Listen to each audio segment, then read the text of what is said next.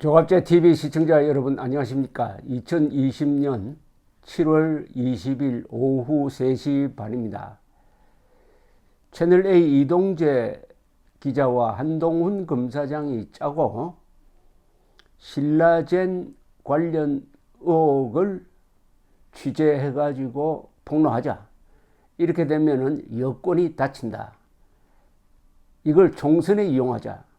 이렇게 공모를 했다는 게 이른바 금은유착, 이른바 금연유착 사건의 핵심인데, 그것이 사실이라는 보도를 KBS가 지난 18일 밤 9시 뉴스에서 아주 비중 있게 다뤘습니다. 그러면서 그 증거라고 제출한 게, 증거라고 인용한 게 한동훈, 이동재 두 사람이 대화를 나눈 녹음의 녹취록이다. 녹취록에 그렇게 적혀 있다. 공모를 한 정황이 확인이 되었다. 이렇게 대담하게 보도를 했습니다. 그러자마자 한동훈, 이동재 양쪽에서 법적 대응을 하겠다. 한동훈 검사장은 이미 KBS 등 관련자를 고소를 했습니다. 이렇게 되니까 어제 KBS는 오보였다는 것을 실토를 하면서 사과를 했습니다. 아주 신속하게 사과를 했습니다. 자, 이게 1라운드, 2라운드인데 그럼 3라운드가 뭐냐? 한동훈 검사장이 사과 방송을 한 KBS에 대해서 KBS가 악의적인 허위 사실을 유포하도록 한 취재원이 누군지 밝힐 때까지 고소를 취하지 않을 것이라고 딱 물고 들어갔습니다. 3라운드부터가 이제 진짜입니다. 한 검사장 측 김종필 변호사는 조선닷컴과 나눈 통화에서 이렇게 이야기를 한 걸로 보도가 되었습니다. KBS가 19일 방송에서 사과를 하며 다양한 취재원들을 상대로 한 취재를 종합하여 당시 상황을 재구성했다고 했지만은 다양한 취재원을 취재했으면은 허위 내용이 취재될 리가 없다. KBS 주장을 받아들여 KBS가 다양한 취재원을 통해 확인한 내용이 객관적 팩트와 다르다는 것이었다면은 결국 KBS가 다양한 취재원에게 이용당한 것 아니냐라고 딱 물고 들어갔습니다. 역시 변호사의 논리가 아주 날카롭습니다. 그래서 김종필 변호사는 언론사로 하여금 허위사실을 유포하도록 한 취재원이라면 굳이 언론사가 보호해야 할 가치가 없다. KBS는 허위 녹취록 내용을 방송하게 한 취재원이 누구인지 밝혀야 한다. 그걸 밝힐 수 없다면 KBS 역시 해당 취재원과 공모한 것이라고 밖에 볼 수가 없다. 고소 취하 여부는 KBS가 해당 취재원이 누구인지 정확히 밝힌 이후에나 생각해 볼 문제다. 이렇게 옴짝달싹하지 못한 논리로서 딱 묶었습니다. KBS에 공익노조가 있는데 공익노조는 성명을 내고 이 보도는 법조반장 기자가 개요를 작성하고 최근 입사한 이모 기자가 방송을 했다. 누군가 던져주면은 옳거니 하고 카드라식으로 받아 쓰는 게 KBS 보도본부의 취재 행태냐? 이렇게 아주 비아냥되었습니다. 그런데 이 조인스닷컴 보도에 따르면 여기서 또 한 걸음 나가서 대검 감찰부 출신 검찰 간부는 조인스닷컴, 그러니까 중앙일보 기자에게 이렇게 이야기를 했답니다. 2명의 검사가 KBS에 녹취록을 제공한 것으로 거론되고 있다. 그렇다면 감찰이 필요하다. 감찰을 하려면은 대검 감찰부에 윤석열 총장이 지시를 해야 되는데 지시를 할지 상당히 궁금하다. 라고 이야기하면서 외부에서 감찰을 요구를 하면은 그때 감찰할 수도 있다. 어디서 정보가 들어왔는지 KBS에 그 엉터리 정보를 제공한 사람은 검사 2명이라고 이렇게 아주 거의 찍었어요. 자, 이렇게 되면 일이 이제 참 점입가경이고 되말리는 쪽입니다. 즉, 정권 쪽이, 정권, 이 검언유착을 주장해 온 측은 주로 정권이고, 여기에 편파 수사를 하고 있는 게 서울중앙지검이고, 그것을 음호하고 있는 게 추미애 법무장관이고, 그 뒤에 이 여당인데, 이 한 그룹이죠. 한 그룹. 검언유착 선동그룹이라고 그럴까요? 어쨌든 이 그룹이 되말린 꼴이 되어버렸습니다. 그래서 공세를, 칼자루를 이제 한동훈 검사장이 쥐게 되었는데, 그 한동훈 검사장이 엘리트 검사답게 아주 논리 전개가 상당히 날카롭습니다. 첫째, 이 취재원 보호라는 데 대하여 취재원 보호라고 했습니다. 기자는 취재원을 보호할 의무가 있습니다. 그런데 이게 법적 의무는 아니에요. 취재원 보호는 보통 어떤 식으로 하느냐면, 기자가 취재원을 이야기하지 못하겠다, 수사기관에 가서, 그러면 거기에 대한 대가를 치러야 됩니다. 미국에서는 취재원에 대해서 이야기하지 않는 기자를 감옥에 보내는 경우가 들어 있습니다. 취재원 보호가 법적 의무는 아니지만은 기자로서의 윤리인데, 여기에 한계가 있습니다.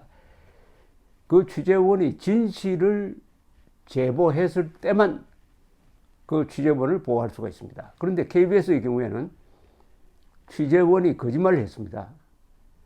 녹취록에 없는 걸 가공을 해가지고 이런 식으로 이야기를 했다더라 해가지고, 이 정권의 입맛에 맞게 마치 한동훈, 이동재 두 사람이 공모를 해가지고 여당에 불리한 취재를 하도록 공모를 했다, 그런 내용이 전혀 없어요. 녹취록엔 전혀 없으니까 완전히 거짓말을 했습니다.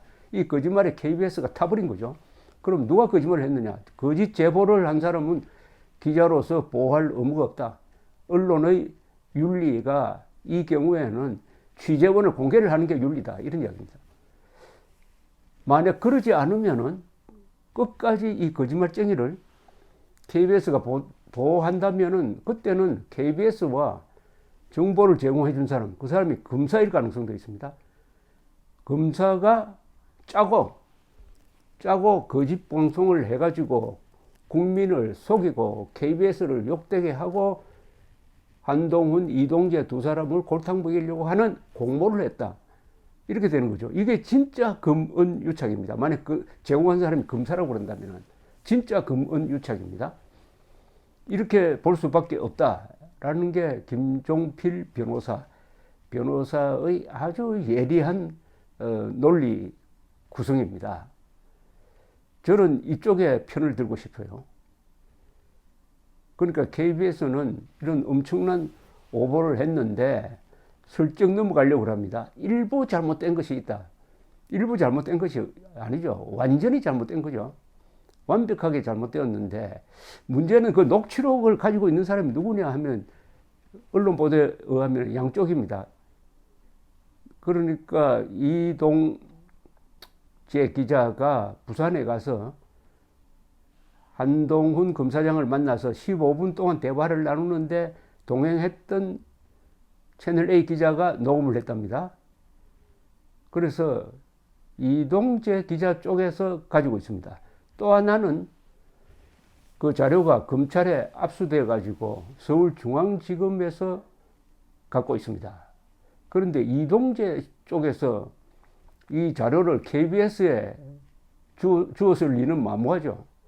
그 가능성은 없다. 그러면은 이것은 출처가 서울중앙지검 검사 쪽에서 나온 것이라고 보는 것이 상당히 합리적 추리입니다. 합리적 추리인데, 다만 검사가 직접 KBS에 줬는지 아니면 검사가 제3자를 거쳐서 KBS에 이 정보를 줬는지는 모릅니다.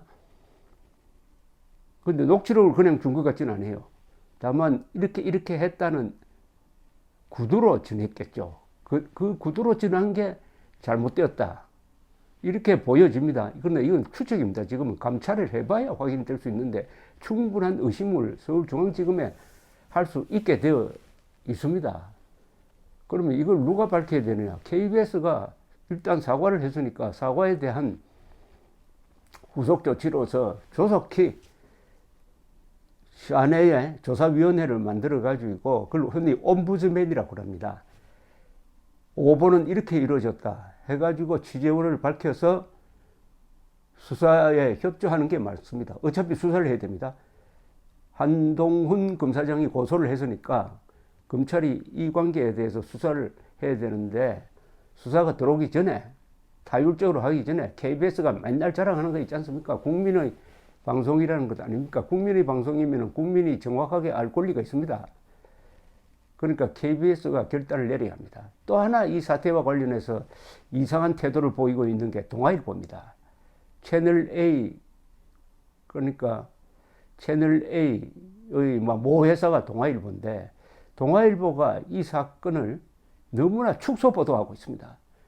동아일보가 분노하고 동아일보 기자들이 화를 내야 할 언론 자유 침해인데, 이 관련 기사가 여러 건이 나왔는데 무엇이 겁이 나는지 조심해서 보도를 하고 있어요. 지금 인터넷판으로 들어가 보면 동아닷컴에 이 KBS 사태가 거의 제대로 보이지가 않습니다. 지금 조선닷컴과 조인스닷컴은 이걸 톱뉴스로 다루고 있어요. 근데 왜 동아일보가 이렇게 합니까? 일제시대 때 일제와 맞섰던 동아일보가 왜 이렇게 합니까? 문재인 정권에 무슨 약점이 잡혔어요?